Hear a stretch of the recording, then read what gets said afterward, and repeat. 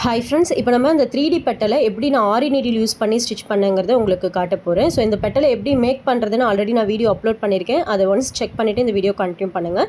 So இப்போ நம்ம வந்து பார்த்திங்கன்னா நார்மலாக எப்போதும் போல் ஆரி நீடிலேருந்து த்ரெட்டை எடுத்துகிட்டு நீங்கள் ஸ்டார்டிங்லேயே வந்து அந்த பெட்டல் மேலே குத்தி லாக் பண்ணாதீங்க.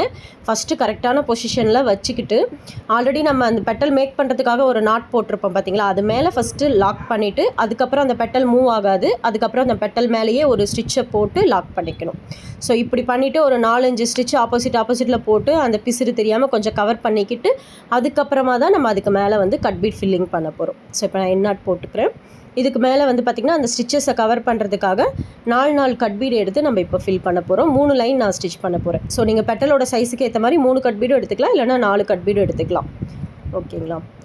ஸோ இதில் வந்து பார்த்திங்கன்னா நான் அடுத்தது அந்த வீட் பீடு வச்சு ஒரு லீஃப் மேக் பண்ணியிருக்கேன் பார்த்தீங்களா, அது எத்தனை பீடு எடுக்கணும்னா கட் பீடு வந்து 5 பீடு வச்சு ஸ்டிச் பண்ணிவிட்டு அதுக்கு மேலே வீட் பீடு, அதுக்கு மேலே சுகர் பீடு வச்சு லாக் பண்ணிங்கன்னா அந்த ஷேப் அந்த கிராஸாக ஸ்டிச் பண்ணும்போது அந்த பெட்டல் ஷேப் அழகாக கிடச்சிரும்.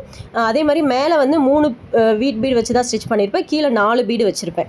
ஸோ அதை பார்த்துக்கோங்க கிளியராக. அதுக்கப்புறம் இந்த பெட்டலோட ஒர்க் வந்து பார்த்திங்கன்னா அகலம் நான் ஆல்ரெடி லாஸ்ட்டு ஷார்ட்ஸ்லேயே அப்லோட் பண்ணியிருக்கேன். அகலம் பார்த்திங்கன்னா 1.5 இன்ச் வரும். அதில் பாதி வந்து 3/4 இன்ச்சு. அந்த 3/4 இன்ச்சில் ஒரு லைன் கட் பீட் கொடுத்துட்டு தான் இந்த 2 சைடு இந்த லீஃபை நம்ம ஃபில் பண்ணுறோம். ஸோ ஒரு பெட்டலு ஒரு லீஃப் அந்த மாதிரி நம்ம வந்துட்டு பண்ணி ஃபினிஷ் பண்ணுறதுனால நமக்கு அந்த லுக் வந்து சூப்பராக இருக்குது. நீங்கள் ஸ்டிச் பண்ணும்போது அந்த பெட்டல் வந்து மேலே தூக்கிட்டு இருக்க மாதிரி இருக்கும். மேலே ஏதாவது ஒரு வெயிட்டு ஃப்ளாட்டாக வச்சிங்கன்னா நல்லா அமுங்கி ஈவனாக நிற்கும். சரிங்களா? ஸோ இதுக்கு மேலே நெக்ஸ்ட்டு வீட் பெட்டல் நம்ம மேக் பண்ண போகிறோம் லீஃபு. ஸோ அதுக்கு நான் பென்சில் யூஸ் பண்ணி மார்க் பண்ணிக்கிறேன். ஸோ அப்போ தான் ஃபினிஷிங் நல்லா வரும்.